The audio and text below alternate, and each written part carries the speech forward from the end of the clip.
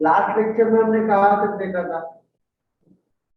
हाँ बोलो, last lecture में कहा तक पढ़े थे हम? हाँ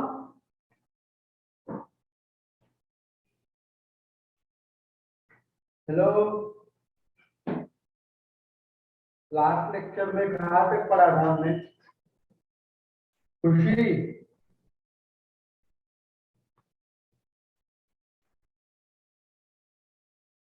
अरे ओ खुशी,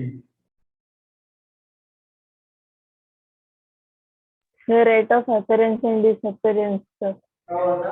rate of Appearance and disappearance. Rate of appearance and rate of disappearance. देखो फिर हमने ये भी पढ़ा था, अगर कोई स्टोइकियोमेट्रिक कोएफिशिएंट आया, फिर से देखो, अगर मेरे पास कोई रिएक्शन है, if I have a reaction, okay, एक रिएक्शन है, okay, 2a plus 3b it gives 2c plus 2d। ये एक रिएक्शन हाइपोथेटिकल, इसके लिए हम रेट ऑफ रिएक्शन कैसे लिखते हैं? Rate of reaction is equal to, कैसे लिखेंगे? Minus 1/2 concentration of A is dA by dt, okay, is equal to minus 1/3 d B by dt is equal to, हम क्या लिखेंगे? लेकिन अब रिएक्टेंट है, half d C by dt is equal to, हम क्या लिखेंगे? Half d B by dt, okay. ये हमने लिखना सीखा था लास्ट लेक्चर में। I hope you all remember this, ये आपको याद होना चाहिए, ओके, ये आपने लिखा होगा। देखो देखो, हमने चीजें पढ़ी थी, रेट ऑफ रिएक्शन, देखो मैं लिखूंगा rate of reaction, rate of reaction with respect to A. अगर मैंने लिखा rate of reaction with respect to, rate of reaction with respect to A, अगर मैंने लिखा तो मैं कैसे लिखूंगा? Equal to minus half, okay, D A by dt, ये rate of reaction with respect to A होगा। लेकिन अगर I want to write rate of disappearance, because ये रिएक्टेंट साइड ये घटेगा, रेट ऑफ डिसअपीयरेंस ऑफ ए, अगर मैंने ये लिखा तो मैं ये कैसे लिखूंगा? कैसे लिखूंगा? Minus d by dt। जब हम रेट ऑफ डिसअपीयरेंस लिखेंगे तब हम उस केस में कंसंट्रेशन को स्टोइकियोमेट्री से डिवाइड नहीं करेंगे। आ रही है बात समझ में? Hello, Yes, sir. हाँ लिख लो ये, फिर मैं आपको एक दो प्रॉब्लम भी करवाता हूँ, अच्छे से प्रॉब्लम करेंगे, पहले तो ये लिख लो।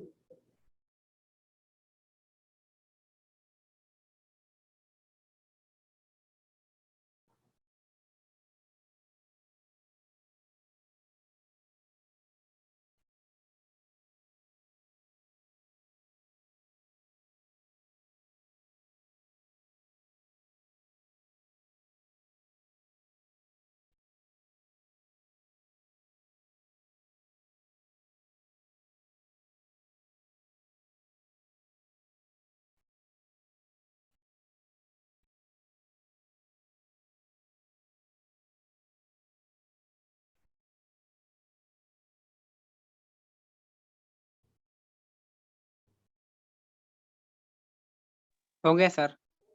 हो गया? हाँ सर। देखो अब हम क्वेश्चन करेंगे, ये क्वेश्चन जेई में पूछा गया है, बहुत इजी, बहुत इजी, सिर्फ ध्यान से देखो, ओके। देखो उन्होंने रिएक्शन दी है, reaction H2O2 changes to H2O, H2O2 होता है, it change into H2O plus यहाँ से मिलता है हाफ O2, ओके, ये मिलता है, ओके। वो बोल रहे हैं if the concentration of H2O2 changes from 0.5 to 0.05 molar, okay, in 15 seconds, okay, then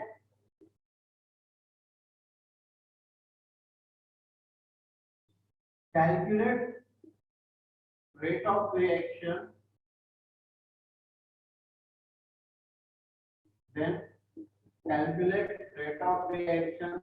second उन्होंने बोला है, आप मेरे साथ ही क्वेश्चन लिख लेना, फिर टाइम बचेगा हमारा।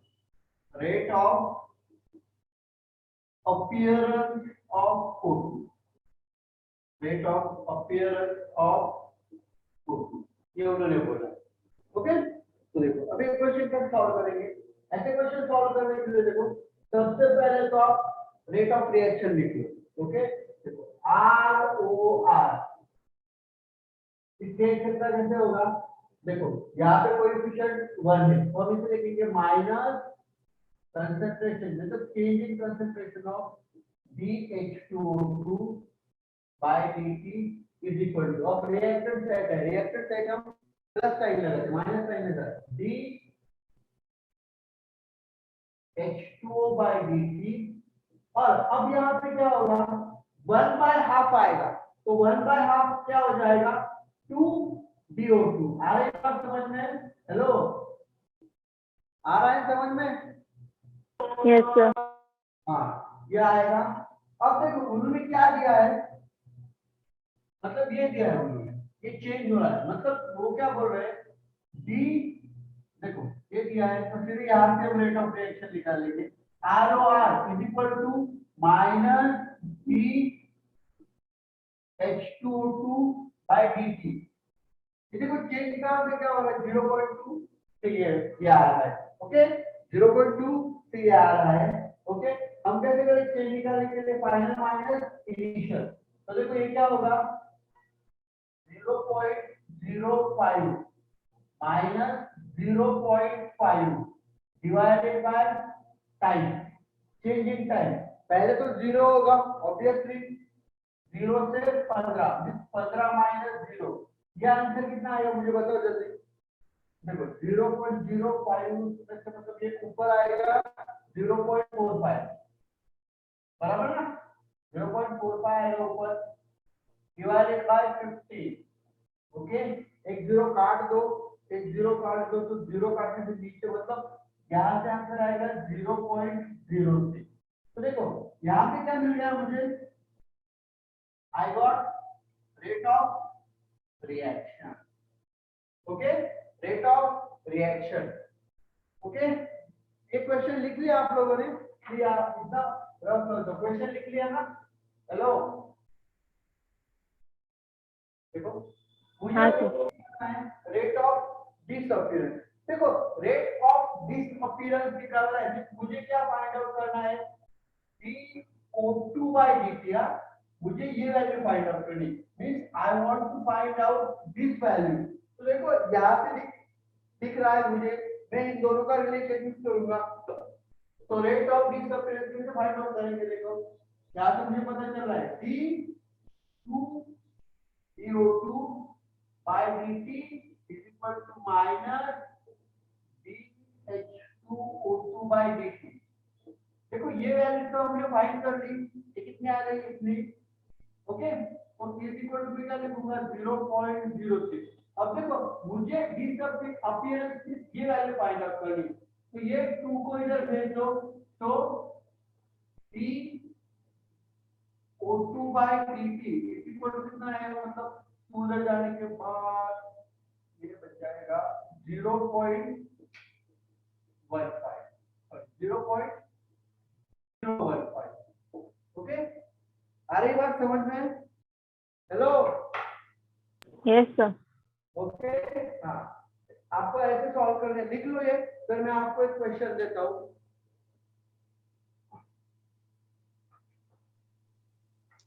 सर ये सेकंड स्टेप नहीं समझा आपने क्या करा है। कौन सी नहीं समझी? हाँ, तूने ये कल का राइट राइट क्लियर कर क्या? ये वाला बहुत इजी है, बहुत इजी। देखो, फिर से मैं बोल रहा हूँ। हाँ, जब हम रेट ऑफ डिसअपियरेंस लिखेंगे, that time we doesn't include the stoichiometric coefficient. Okay, that time we doesn't include the stoichiometric coefficient. देखो, यहाँ पे रेट ऑफ रिएक्शन क्या बता रहा है? This equal to this equal to this. अरे इतना तो समझ में आ रहा है ना? हाँ, ओके। देखो, फिर मुझे ये निकालना है हाँ सर कि O2 by dt। ओके, तो dO2 by dt, तो मुझे तो ये तो पता है, मुझे ये तो पता है कि यहां से मैं बोल सकता हूँ क्या, 2 dO2 by dt is equal to क्या होता है, minus dH2O2 by dt। Okay, ये रिलेशन है मेरे पास। ओके, तो देखो ये रिलेशन है, तो मुझे तो क्या चाहिए, कितनी वैल्यू चाहिए, टू नहीं चाहिए, तो मैं इस टू को यहाँ पे भेज दूंगा। तो देखो, d O two by D T is equal to ये क्या हो जाएगा, two into minus H2O2 by D t, और हमने तो सॉरी ये इसके नीचे आएगा। ओके, और हमने इसकी वैल्यू तो फाइंड आउट कर ली, इतनी आ गई है, तो बस हो गया question solve. D O2 by dt is equal to क्या आएगा, 0.03 बाय 2, ये वैसे आएगा 0.0।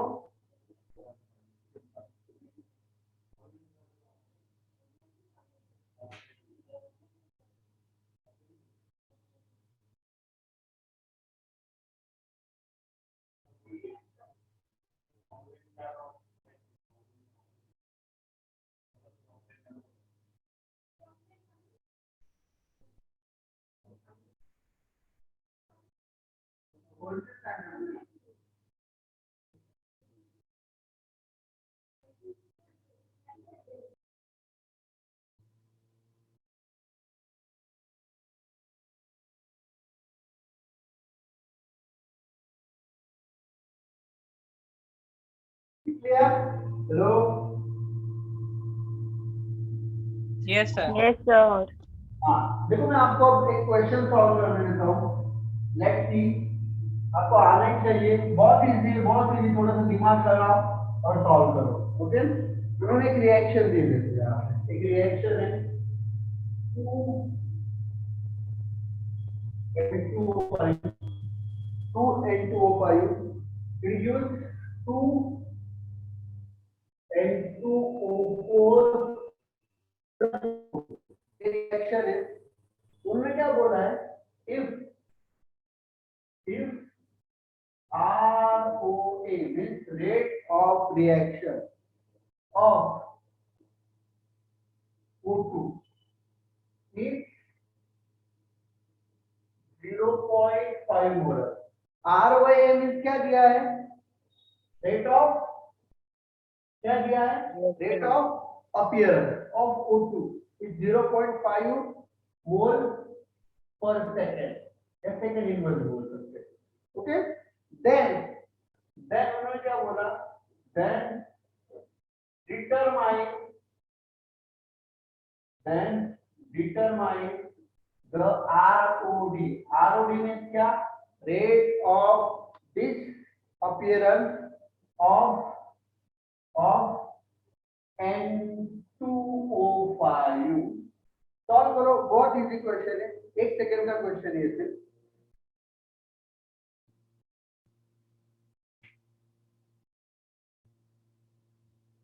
दिमाग लगाओ, पिछला क्वेश्चन देखो हमने कैसा किया था, एंड इसे सॉल्व करो।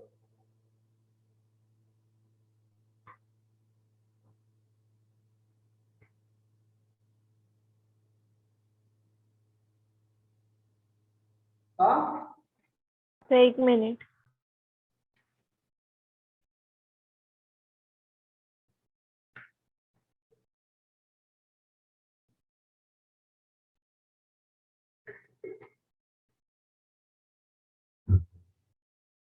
सर 75.25 मोलर पर सेकेंड. कितने है? नहीं, गलत किया. देखो अरे बहुत इजी है. हाँ, देखो सबसे पहले तो मैं आर ओ आर लिखूंगा. आर ओ आर क्या है, कैसे लिखेंगे हम? देखो देखो ये रिएक्टेंट साइड है तो माइनस हाफ जी N2O5, ओके, बाय dt ये लिख लो, इज इक्वल टू में हम क्या लिखेंगे, half d N2O4 by dt is equal to क्या लिखेंगे, यार तो स्टोइकियोमेट्रिक कोएफिशिएंट नहीं है, CO2 बाय dt. वो क्वेश्चन देखो हमने क्या दिया है, rate of appearance of O2 दिया है, ओके, इतना दिया है. Then determine the rate of disappearance. तो देखो हमें इसका और इसका रिलेशन बनाना होगा. यहां से तो दिख रहा है, देखो हाफ डी N2O5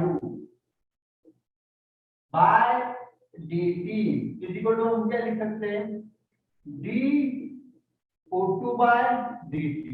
देखो रेट ऑफ अपीयरेंस दिया है O2 का, मींस उन्होंने ये वैल्यू दी है, ये वैल्यू कितनी है 0.5. तो और हमें क्या निकालना है, रेट ऑफ डिसअपीयरेंस. तो मैंने देखा था rate of disappearance means we have to calculate this value, okay. और अब तो बहुत इजी हो गया, फिर इसको इधर भेज दो तो माइनस साइन भेज दो उधर. तो हम क्या लिख सकते हैं, d N2O5 is equal to कितना, ये 0.5 into 2 इज इक्वल टू कितना आएगा, फिर 1 मोलर पर सेकंड. तुमने क्या किया था बुद्धि? हाँ अरे क्या किया था? सर वो कुछ अलग ही हो गया मुझसे. अरे बहुत इजी क्वेश्चन है ये, ओके. देख लो, चलो मैं हाइपोथेटिकल क्वेश्चन देता हूँ अभी. चलो आपका पास ये तो लिख लो.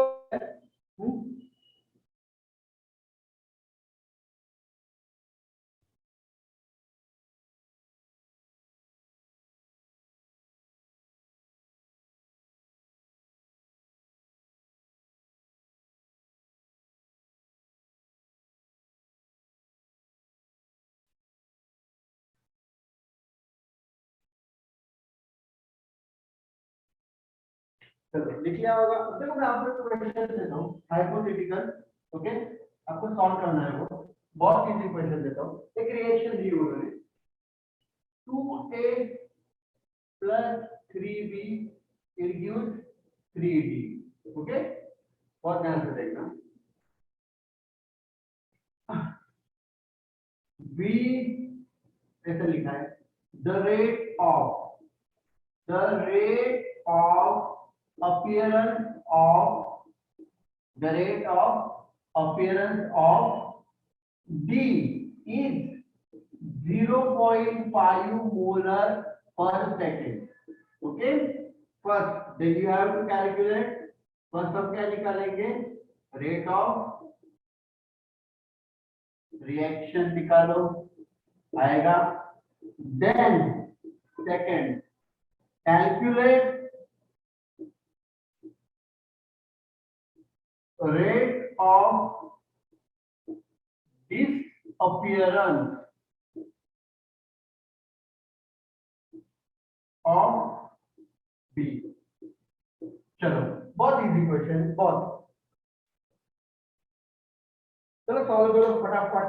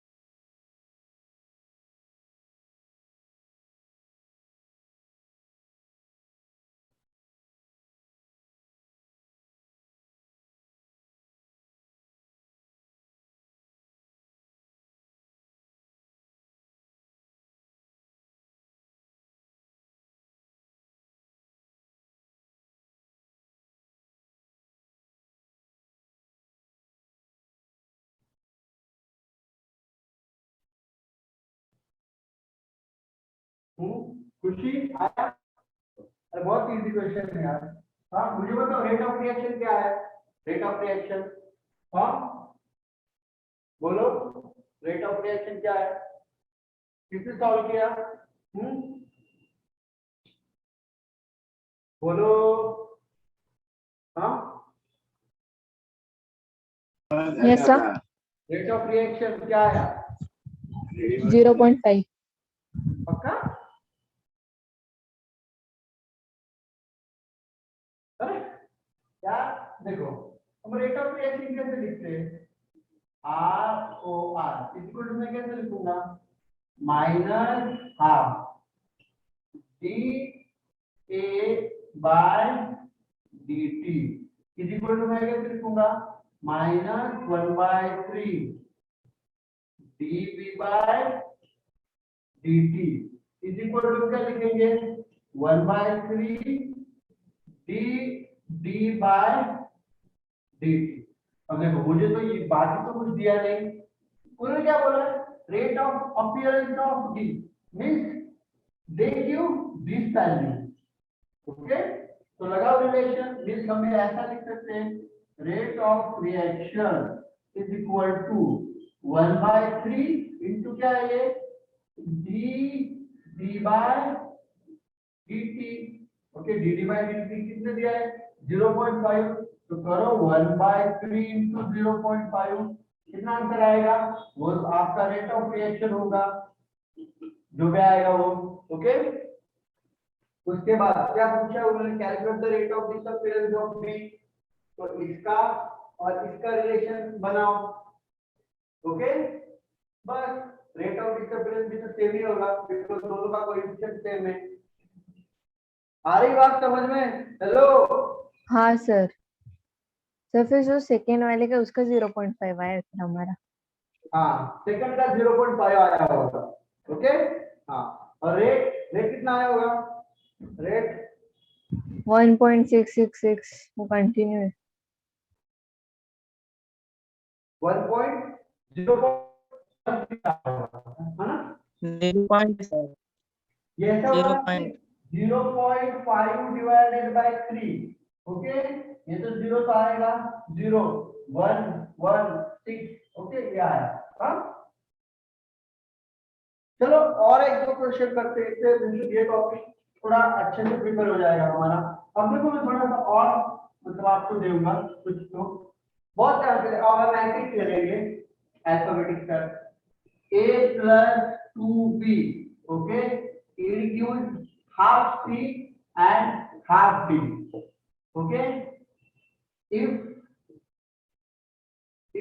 the rate of disappearance if the rate of disappearance of B is 0.8 molar second inverse, okay, then calculate calculate the rate of reaction, okay, and rate of appearance of D। Solve करो अभी question आना चाहिए सबको।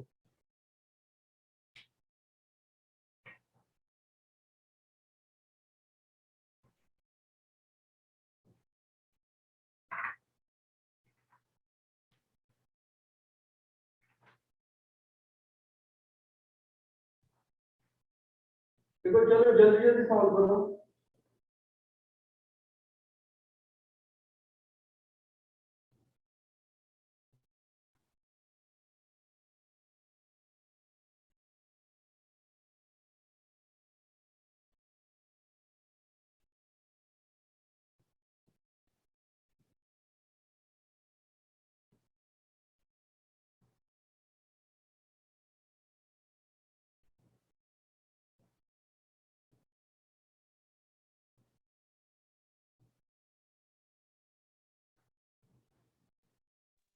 Sir क्या answer?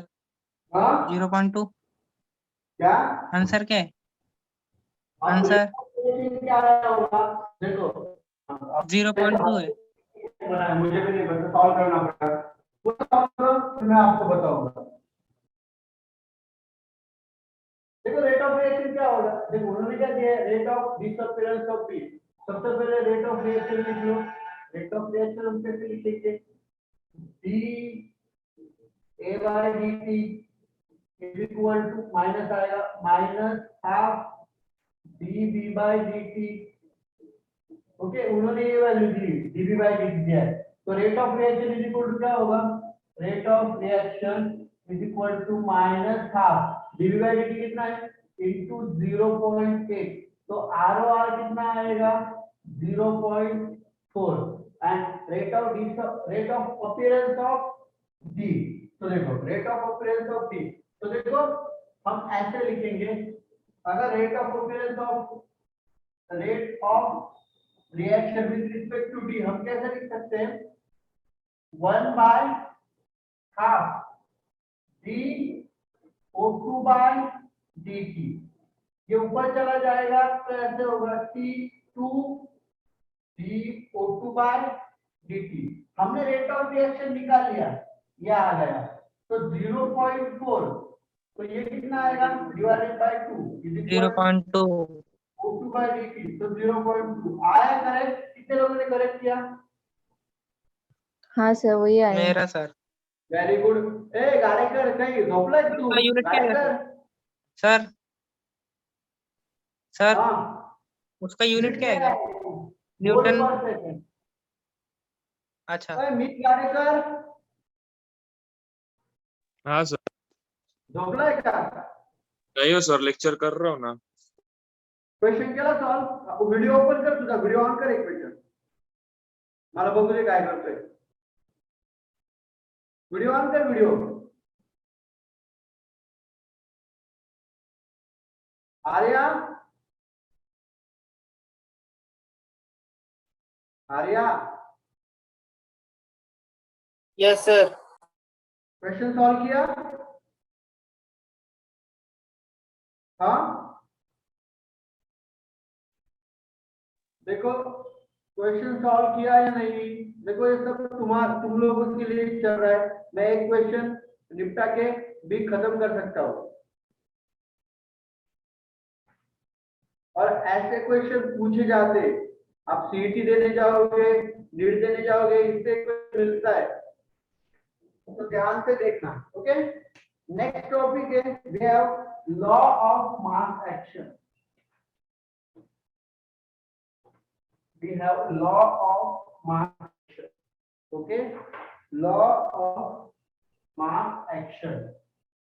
पहले तो law of mass action, पहले तो हम इक्विलिब्रियम में पढ़ चुके, law of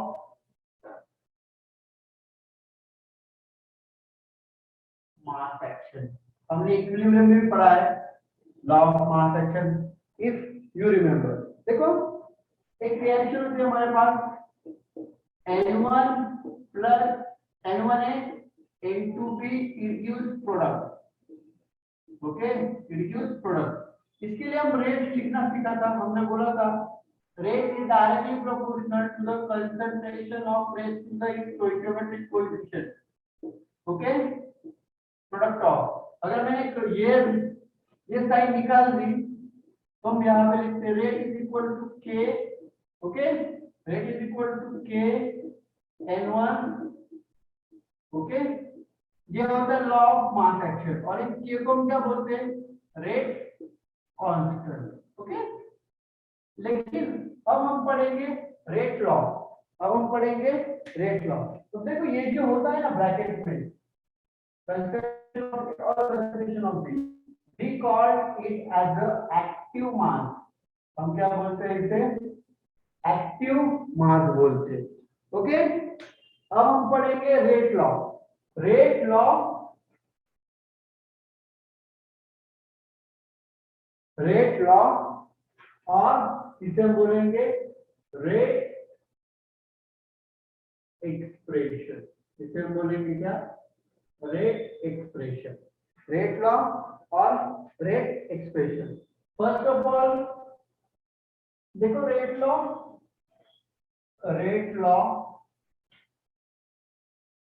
is based on rate law is based on law of mass action. ये law of mass action के ऊपर बेस्ड है. फर्स्ट पॉइंट तो ये. Then rate law of reaction, ये जो हमने थ्योरेटिकल लिया, लेकिन रेट लॉ ऑफ रिएक्शन ये इंपॉर्टेंट है. क्या? Rate law of reaction, rate law of reaction can be what? Can be determined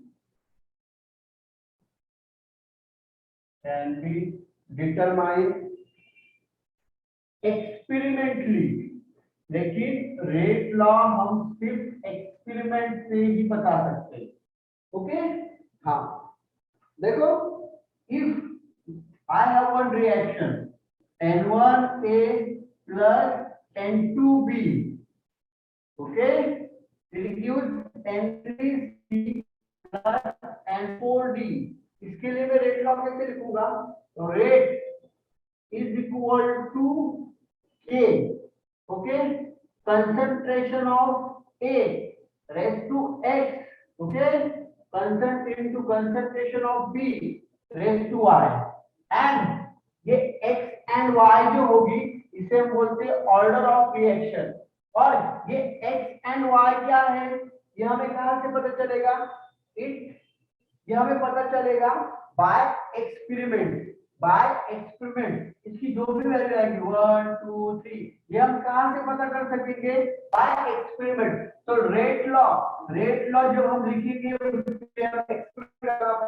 और ये x एंड y जो है वो भी हमें एक्सपेरिमेंटली ही पता चल जाएगा. इसे हम बोलते हैं रेट लॉ.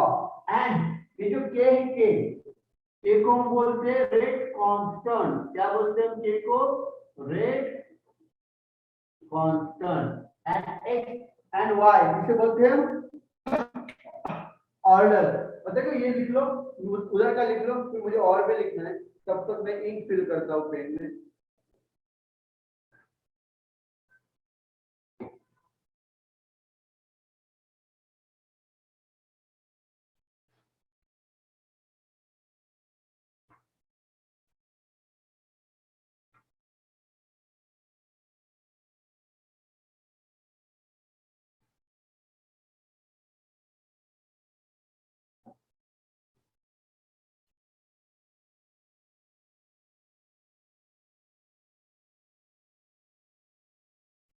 देखो, चल कोई सा है.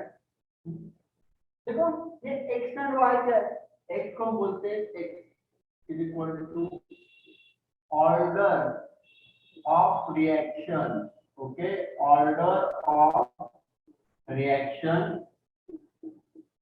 With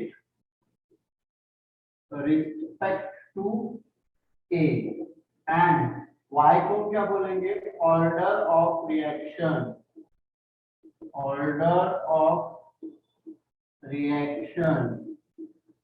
with respect to b. okay, with respect to b. और ये जो हमने कहा क्या, ये क्या, rate is equal to k, concentration of a to x, concentration of b plus y. इसे हम बोलेंगे रेट लॉ और रेट एक्सप्रेशन. इसे हम क्या बोलते हैं? रेट लॉ और रेट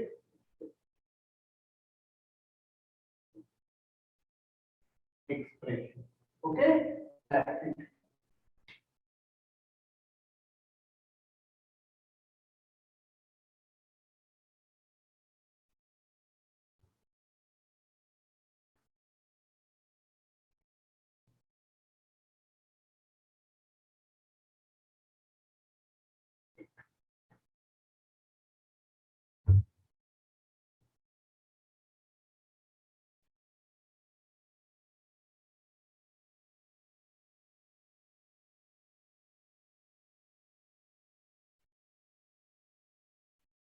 ओके, चलो लिख लिया।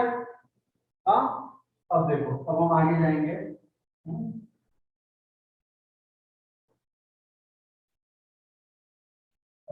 आगे देखो, बहुत ध्यान से देखना। नेक्स्ट लिखो एलिमेंट्री रिएक्शन। क्या? Elementary reaction. ओके, या हम इसे प्यार से बोलते हैं इन रिएक्शन को सिंगल स्टेप रिएक्शन। क्या बोलते हैं इसे? Single step reaction. देखो क्या होती है एलिमेंट्री रिएक्शन और single step reaction. These are reaction, देखो these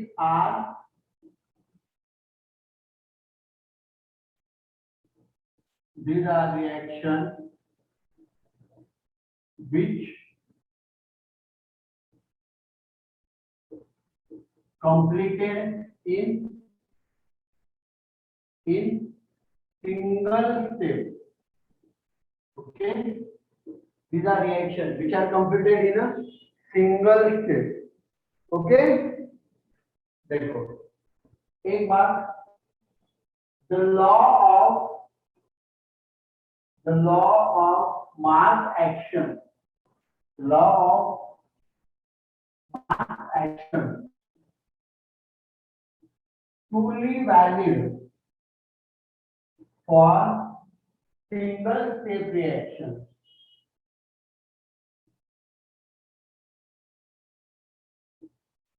Truly valid for single step reaction. अब इसका मीनिंग क्या होगा? The law of mass action truly valid for single step reaction. तो इसका मीनिंग क्या होता है? It is rate law of reaction can be, इसका मीनिंग होता है rate law of reaction return from stoichiometry of reaction, from stoichiometry जो coefficient होते हैं ना, इसे हम बोलते हैं stoichiometry। मींस देखो if we have a reaction N1A and N2B, okay, during the product, तो इसके लिए हम रेट लॉ कैसे लिखेंगे या रेट एक्सप्रेशन कैसे लिखेंगे? Rate is equal to K, concentration of A raised to N1 concentration of B raised to N2. Okay, यहाँ पे जो मतलब फॉर एलिमेंट्री रिएक्शन जो स्टोइकियोमेट्रिक कोएफिशिएंट होता है वही उसकी क्या होती है? ऑर्डर होती है।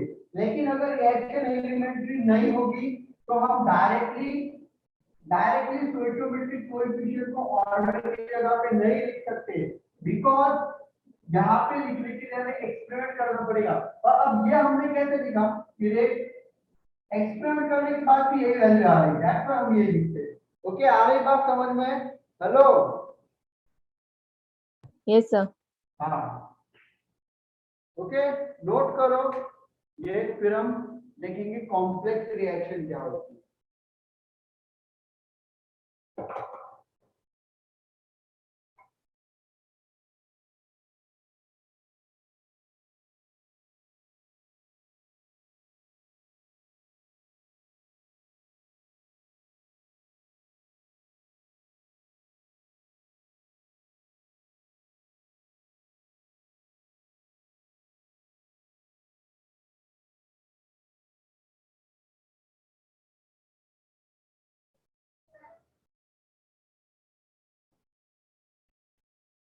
ओके, लिख लिया? हाँ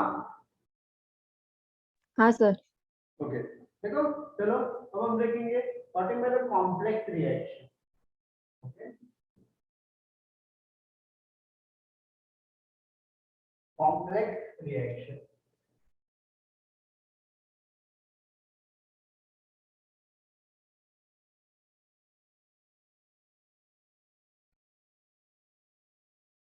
कॉम्प्लेक्स रिएक्शन। तो कॉम्प्लेक्स रिएक्शन क्या होती है?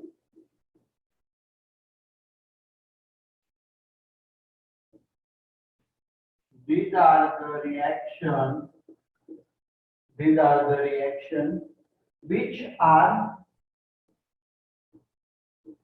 which are completed in more than more than one step. एक स्टेप से ज्यादा लेती है कंप्लीट होने के लिए, ओके। और each step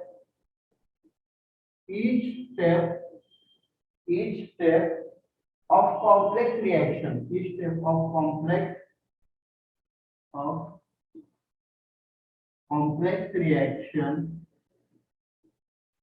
complex reaction is an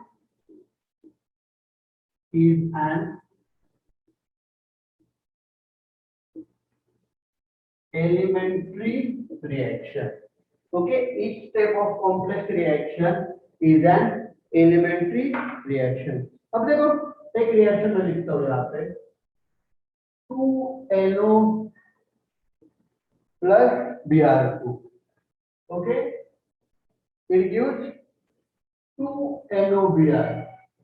This is a complex reaction. अब देखो आप लोग बोलोगे यार क्या बात कर रहे हैं, ये तो सीधी सीधी एक स्टेप में हो रही है रिएक्शन दिख रही है, ये दिख रही है ऐसी, लेकिन it is a complex reaction. अब देखो आप बोलोगे सर अब हम कैसे पहचानेंगे कि कौन सी रिएक्शन कॉम्प्लेक्स है और कौन सी रिएक्शन एलिमेंट्री। अगर आपको कुछ भी बोला नहीं गया है वहां पे, तो you have assume that reaction is, कौन सी रिएक्शन है, कॉम्प्लेक्स रिएक्शन। ओके, कौन सी रिएक्शन है, कॉम्प्लेक्स रिएक्शन। अब देखो ये रिएक्शन कैसे होती है, इसकी स्टेप्स होती है। स्टेप 1 में क्या होगा, स्टेप 1 देखो, स्टेप 1 में क्या होगा, NO प्लस Br2 फिर गिव्स इसका रेस्पॉन्स होगा K1 फिर गिव्स NOBr2। ओके, ये फास्ट स्टेप होगी। ओके, और उसके बाद स्टेप 2 में क्या होगा, NOBr2 ओके, प्लस फिर से NO ऐड होगा, ये होगी स्टेप 2 रिएक्शन और इसका रेस्पॉन्स होगा K2। ओके, देन हमारे पास बनेगा 2NOBr। तो देखो ये रिएक्शन दो स्टेप में हो रही है, एक स्टेप और ये एक स्टेप। इसकी जो फर्स्ट स्टेप है ये क्या होगी, एलिमेंट्री स्टेप, दूसरी स्टेप भी क्या होगी, एलिमेंट्री। समझ में आ रही है बातें, hello.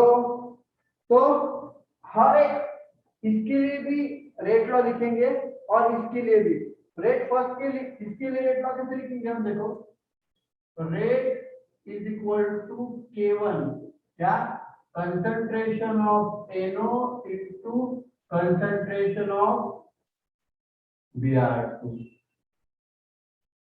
rate is equal to K2। इसके हम कैसे लिखेंगे, concentration of NOBr2 into concentration of NO, that's it।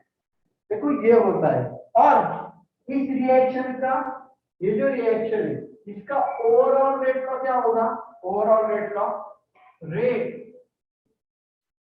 Is equal to, मैं लिखूंगा K concentration of NO into concentration of Br2। लेकिन अब यहाँ पे आएगा x एंड y, बिकॉज मैंने पहले बोला था यहाँ पे हम कब स्टोइकियोमेट्रिक कोएफिशिएंट लिख सकते हैं, जब रिएक्शन क्या है हमारी, एलिमेंट्री। अब ये रिएक्शन एलिमेंट्री नहीं है, this reaction is a complex reaction, तो दैट्स व्हाई डायरेक्टली हम कभी भी ये नहीं लिख सकते। ओके, समझ में आ रही है बातें, लिख लो ये।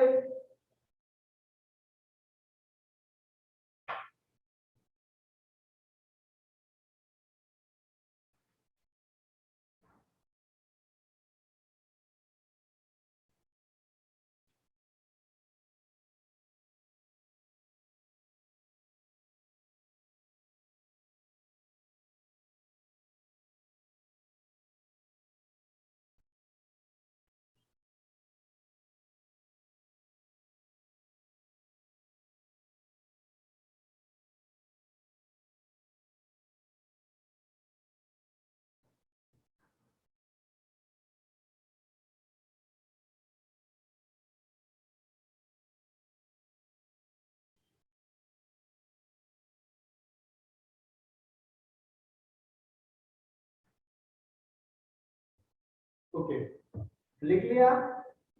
हाँ, देखो फिर से देखो, हमारे पास दो टाइप की रिएक्शन होती है, एक होती है एलिमेंट्री रिएक्शन और एक होती है कॉम्प्लेक्स रिएक्शन। देखो एलिमेंट्री रिएक्शन क्या होती है, the reaction which completed in a single step.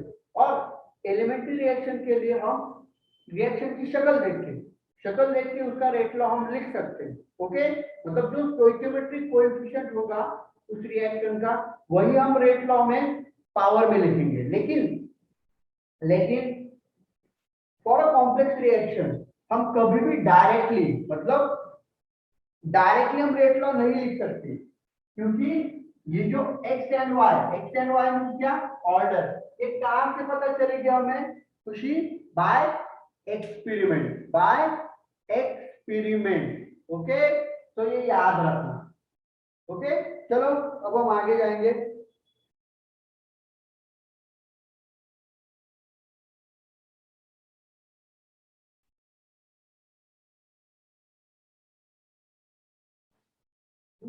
अब हम पढ़ेंगे order and molecularity of reaction.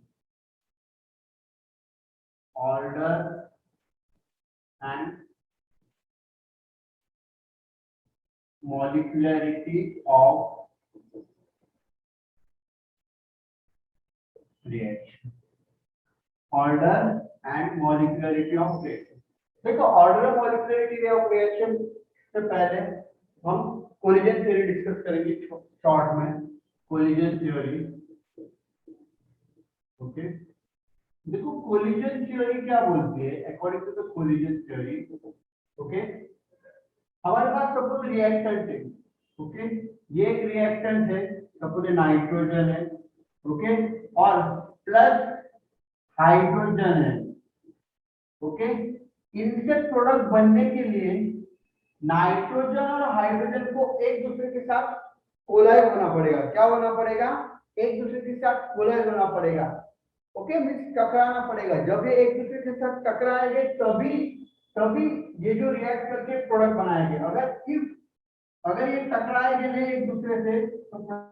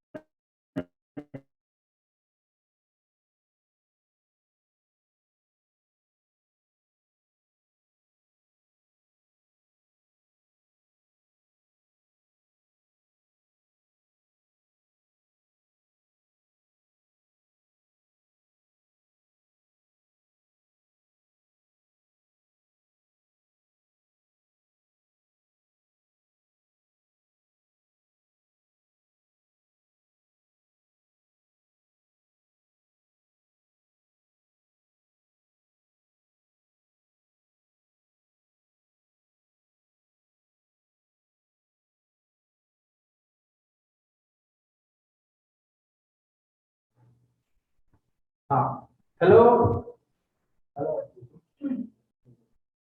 चलो देखो मॉलिक्यूलरिटी ऑफ रिएक्शन। देखो फर्स्ट ऑफ ऑल ये बात याद रखना आपको, मॉलिक्यूलरिटी क्या, मॉलिक्यूलरिटी सर हाँ, क्या हुआ, कोलिजन थ्योरी मिस हो गया। हाँ, कोलिजन थ्योरी मिस हो गया, समझा नहीं।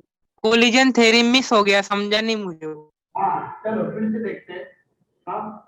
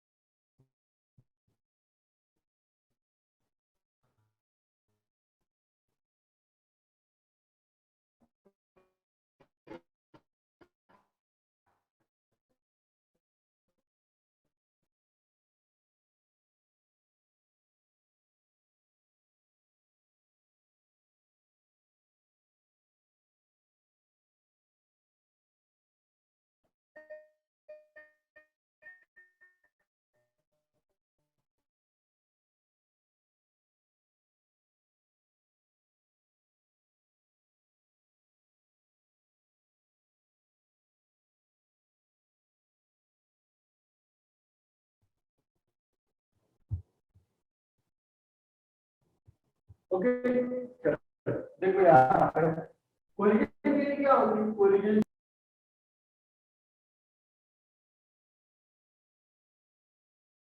सर आप म्यूट हो।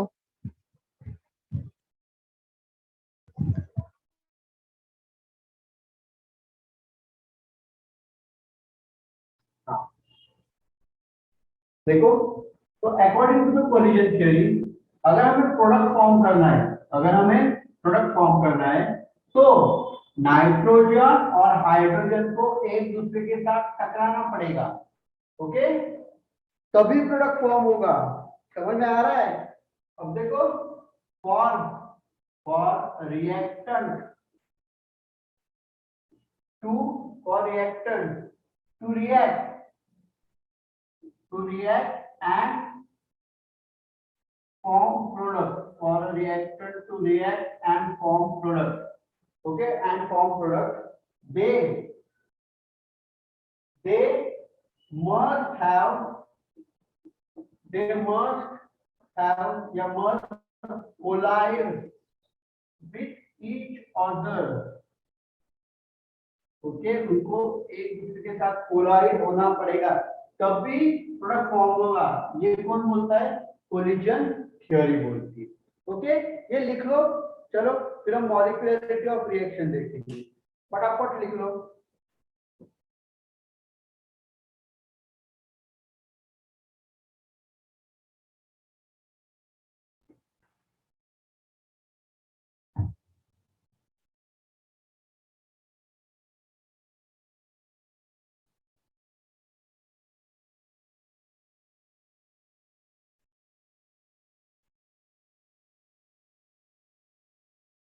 ओके, चलो लिख लिया होगा। अब देखो, तो हम देखेंगे मॉलिक्यूलरिटी ऑफ रिएक्शन। अब हम क्या देखेंगे? Molecularity of reaction.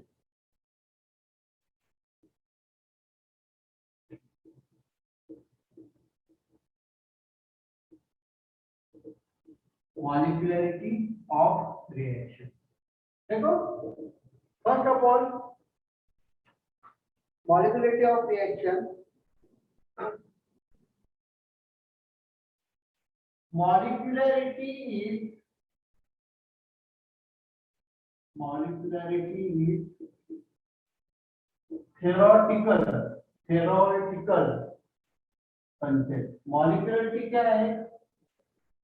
theoretical concept। molecularity is the theoretical concept। Okay, देखो मॉलिक्यूलरिटी क्या होती है?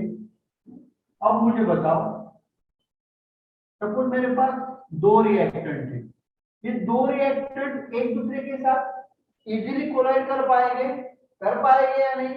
यस। अगर मैंने तीन रिएक्टेंट लिए साइमल्टेनियसली, मतलब तीनों का एक दूसरे के साथ साइमल्टेनियसली टकराव होना, कहां पे इजी होगा? दो में या तीन में? मुझे बताओ। हाँ सर दो में। साइमल्टेनियसली कहां पे? दो में। लेकिन अगर मैं चार मॉलिक्यूल लिए, मतलब चार ये है मेरे पास, मुझे बताओ साइमल्टेनियसली ये एक दूसरे के साथ टकराएंगे या नहीं? चांसेस? हाँ है। ओके, साइमल्टेनियसली देखो, साइमल्टेनियसली आएंगे। अगर मैंने 10 ले लिए, 10 मॉलिक्यूल ले लिए, और कंडीशन ये है साइमल्टेनियसली 10 एक दूसरे के साथ टकराएंगे, होगा? पॉसिबिलिटी कम हो जाएगी ना।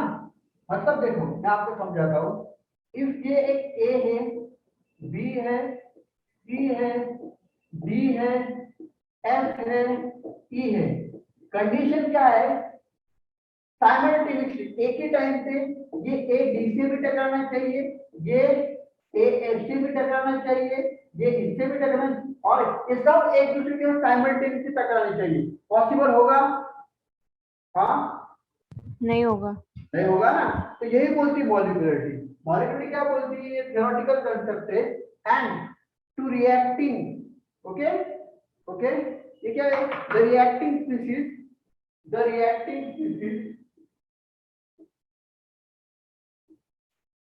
the reacting species which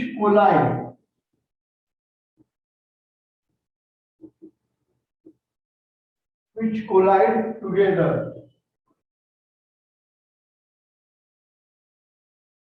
to form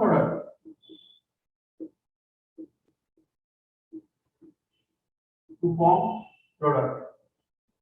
In a reaction, it's called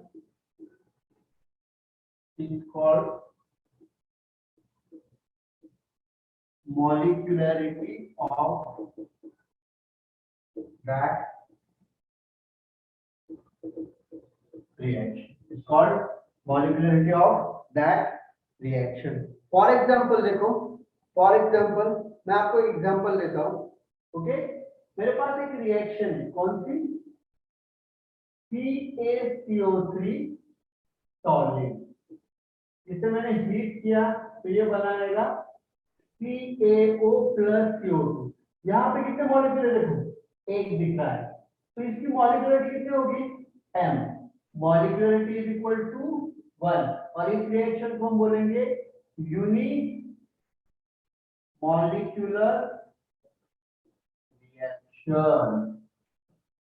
okay, unimolecular reaction. अब देखो, अगर मैं यहाँ पे लिखता हूं H2 plus I2, जिससे बनेगा 2HI. तो देखो, इसका एक और इसका एक मॉलिक्यूलरिटी कितनी होगी? 2. इसे हम बोलेंगे बाय मॉलिक्यूलर रिएक्शन. हम इसे क्या बोलेंगे? Bye molecular reaction. उल्टा कर दो इस रिएक्शन को, 2HI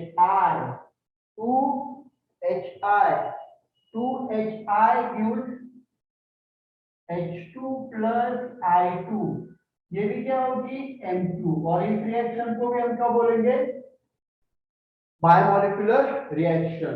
ओके, तो ये है मॉलिक्यूलरिटी ऑफ रिएक्शन. इसके आगे का पार्ट हम नेक्स्ट लेक्चर में पढ़ेंगे. पहले तो आप ये लिख लो और कुछ डाउट होगा तो मुझसे पूछ लो. ये बहुत अच्छे से लिखना, बहुत अच्छे से. ओके.